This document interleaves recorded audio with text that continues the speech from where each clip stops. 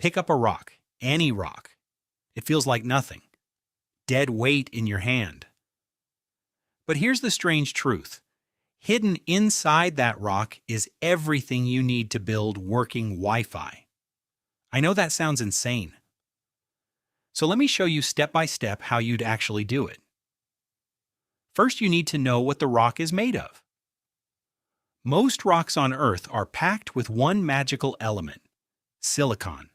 In fact, sand is mostly silicon mixed with oxygen, and silicon is the single most important material in every phone, every laptop, every Wi-Fi router on the planet. But raw silicon in a rock is useless. It's dirty. It's mixed with thousands of other things.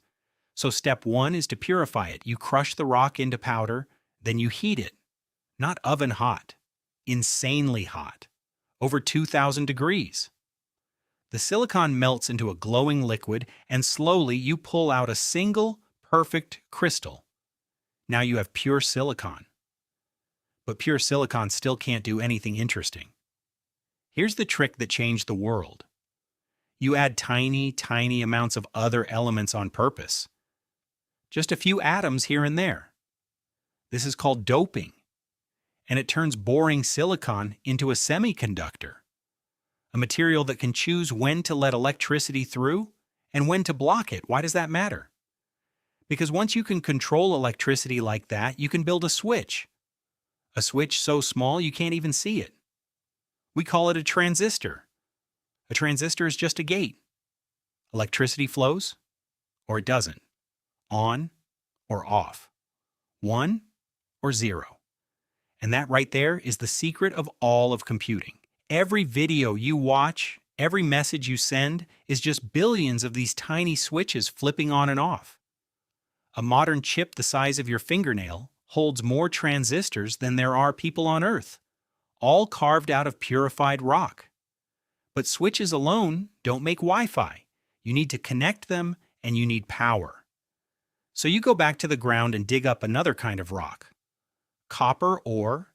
You smelt it down into pure copper, and you stretch it into thin wires. Copper carries electricity beautifully, which is exactly what you need to move power and signals around your tiny machine. Now you have a chip full of switches and wires to feed it. But Wi-Fi isn't about wires at all. Wi-Fi is invisible. It travels through the air. So how do you send information through empty space? The answer is radio waves. When you push electricity back and forth through a small piece of metal, called an antenna, it creates ripples in the air. Invisible waves of energy that fly outward at the speed of light. These waves can travel across a room, through walls, all without touching anything. Here's the clever part. Your chip flips its switches billions of times every second, and it uses that rhythm to shake the antenna in a very specific pattern.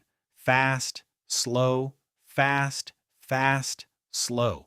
That pattern is a secret code, ones and zeros hidden inside the radio wave. On the other side of the room, your phone has its own little antenna. It feels those waves arriving, it reads the pattern, and it translates the ones and zeros back into a photo, a song, a message. That, in simple terms, is Wi-Fi. Invisible radio waves carrying coded data, made by switches made from rock. So technically, yes. You could build Wi-Fi starting with nothing but a rock. But now for the honest part. Could you actually do it alone, in one lifetime? Not even close. To purify silicon, you'd need to first invent furnaces and chemistry and ways to measure temperature. To make the chip, you'd need clean rooms and lasers and machines more precise than anything in nature. To understand radio waves, you'd need centuries of physics. Newton, Maxwell, hundreds of quiet geniuses, each adding one small piece. It took humanity thousands of years and millions of people to climb from a rock to a router, every step built on the one before it. No single person on Earth knows how to make Wi-Fi entirely from scratch. Not one. And that's the part that gives me chills. The rock never changed. The silicon was always in there, waiting. The potential was always sitting right in your hand.